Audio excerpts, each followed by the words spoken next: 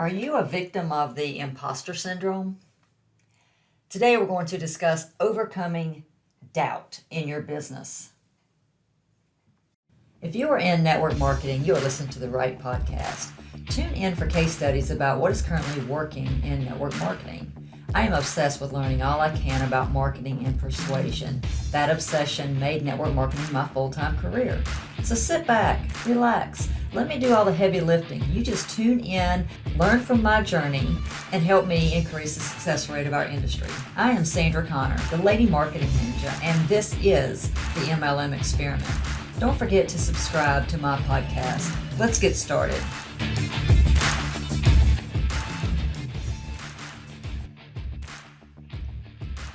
Hello and welcome. Thank you for listening.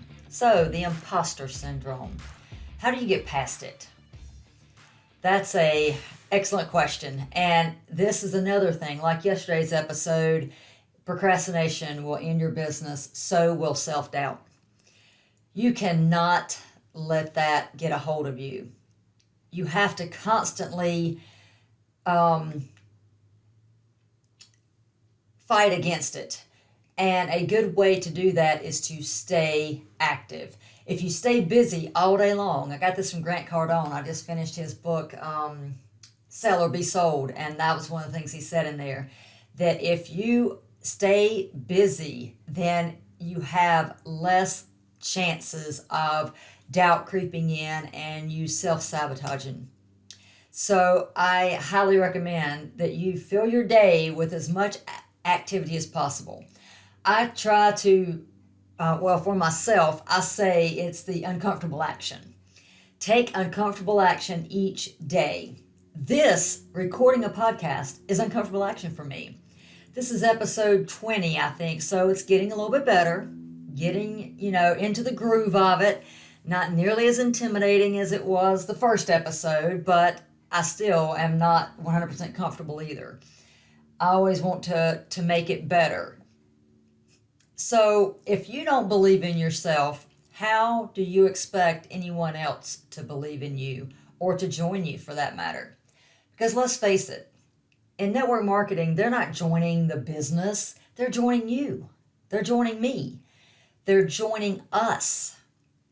So you need to put away all that doubt. You need to have a routine that you go through. You need to have things written that boost you up, or watch videos that are inspirational videos. Music is another good way to build you up and to get that doubt out of your head. You need to remember your wins. If you're focused on all the positive that you do in your career, and you push out all those bad things, which is the exact opposite of what happens in life. You always focus on what you did wrong, and you always focus on your failures. Believe me, I am far harder on myself than anybody else could ever dream of being. And that's saying a lot. I know when I was in high school, I told you I played sports. I was playing basketball, and the basketball season went right it overlapped into the softball season.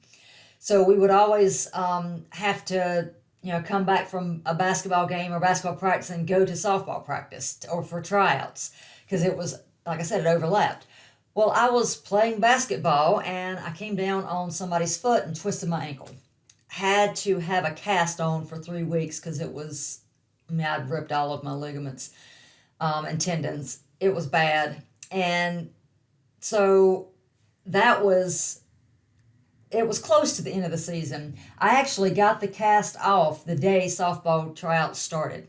So I was like, and I had a walking cast on. So I thought, oh, this is nothing, because the first week it was killing me. Second week wasn't as bad. Third week it didn't hurt at all. I was walking and doing everything that I wanted. I'm sorry to stop, but oh my gosh, a hummingbird finally came back. Yes, I love hummingbirds. And I finally have one out there. I've been watching. Normally they come back in March or the end of March, or this is April the 12th, and I haven't seen one yet. So I just saw one. So sorry, squirrel, but I love hummingbirds. Oh my gosh, butterflies, hummingbirds, that thrills me. Okay, so back to hurting my ankle in softball. It was my junior year in high school. So I totally blew out my ankle, and then it was my right ankle, and then I played second base in high school in softball. So I made the team and started, but I didn't go through any therapy. I didn't do anything to work through it. I was just out there, limping and having intense pain and doing the best I could. But you know what? I was so focused on what else I could do. Like I figured out how to do shortcuts because I knew I didn't have the speed. So I would, run towards the outfield and then cut across to try to get balls that were hit between first and second base. Anything that I could to shorten the distance. And I really focused on batting because I knew I had to hit the ball to the fence so I could, make it to first or second because I couldn't run fast because my ankle was still in shambles. So basically, I had an outstanding year. My batting average was extremely high. I didn't have that many errors in the field. We played double headers, so we always our coach was very hard on us, but we were very good because of it. And we couldn't make one error. So we knew if we made one mistake, that's all that was going to be focused on the next day. We all would come to practice and we would sit down in a circle, and then she would go over, you made this mistake here, you made that mistake there, this is what you need to do differently. And it helped tremendously because you tried so hard, you didn't want to make a mistake. But once you did make one, then it kind of, the old saying, once you make one, then you hit that person again because they're going to make another mistake. That's because self-doubt creeps in. And it's accurate. I mean, it's about talent, but it's 80% or maybe 90% about your mind, what you are thinking about.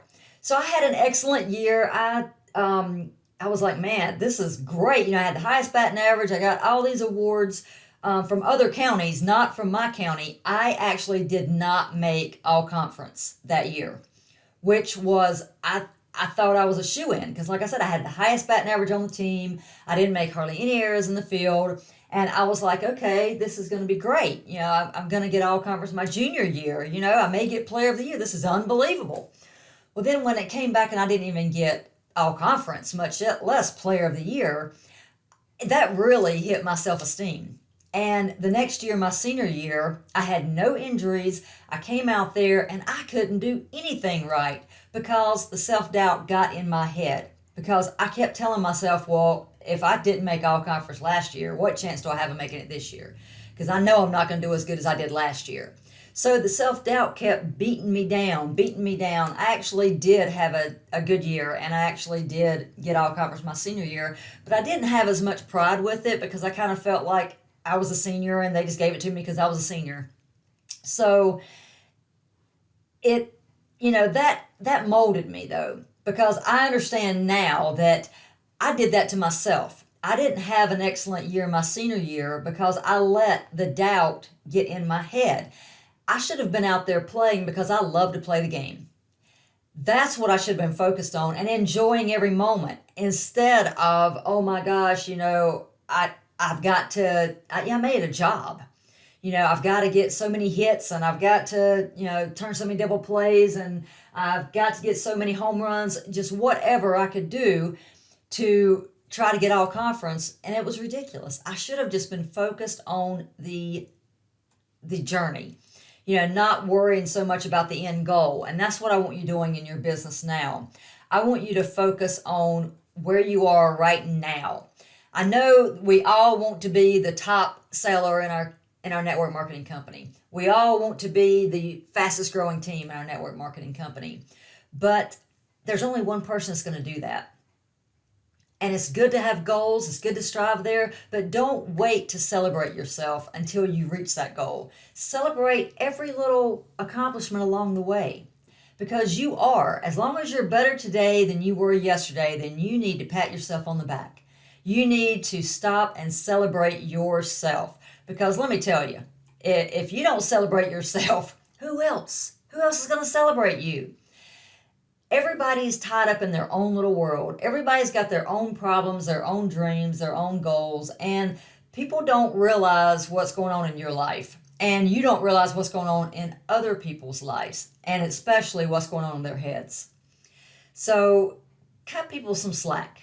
If people are short with you or they, bite your head off, just realize it's not them. Don't take it personal and just keep going. They just dump their trash on you, but it's okay. They had to dump it somewhere. And you're still their friend. Just keep moving and realize that, it's going to be better tomorrow.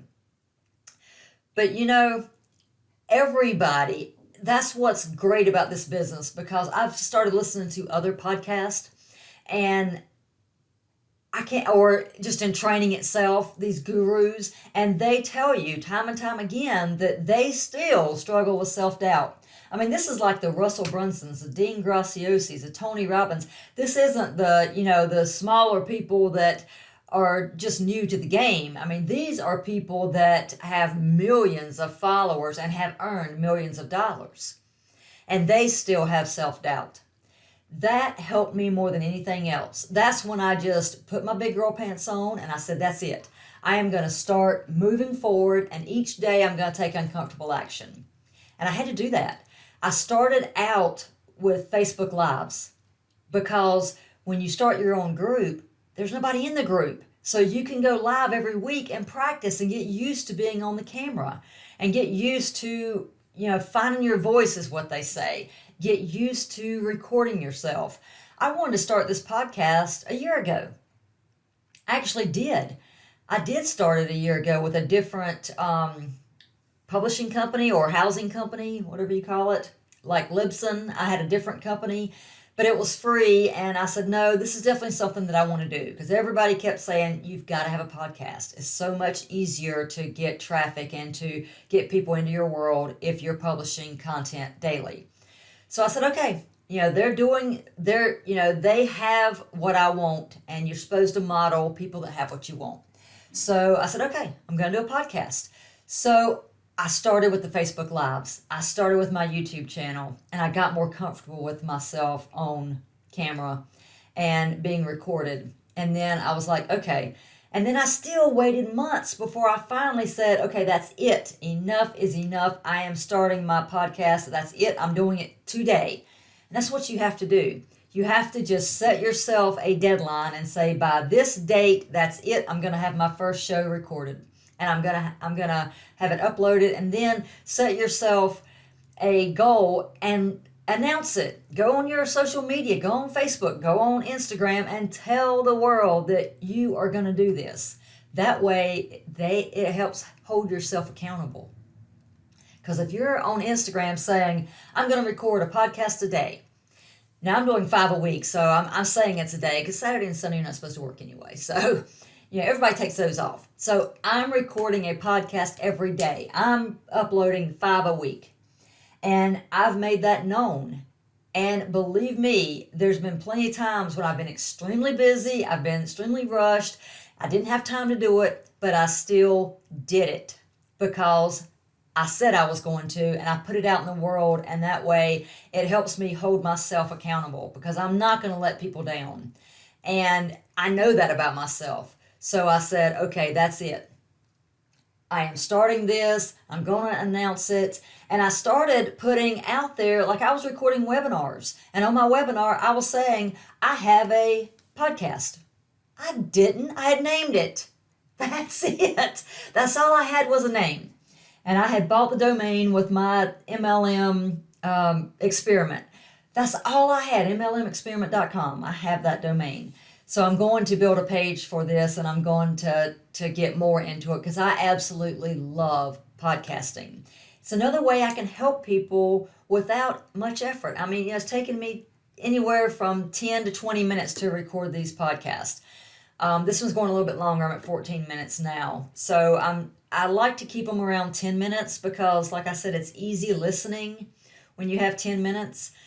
But I just want to encourage you. If I can do this, so can you.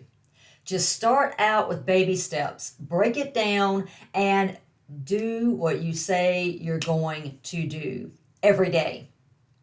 Take that step, do uncomfortable action every single day, and you won't believe the pride you feel in yourself when you do this. That first episode I finally broke down and recorded, holy cow, you would have thought I won the lottery, because I was running around jumping up and down and so proud of myself and having a little party because I finally started it. I did what I said I was going to do. Uncomfortable action is the key to everything. You're not going to be comfortable in the beginning. Nobody is. But you have to start somewhere. And it's great because when you're horrible in the beginning, like I am right now, it's okay because there's only one place to go, and that's up. So that's what I'm doing. I'm getting better every day. So continue to listen to me, and I promise you I am going to continue to improve. Thank you for listening. Have a great day, and I'll see you tomorrow.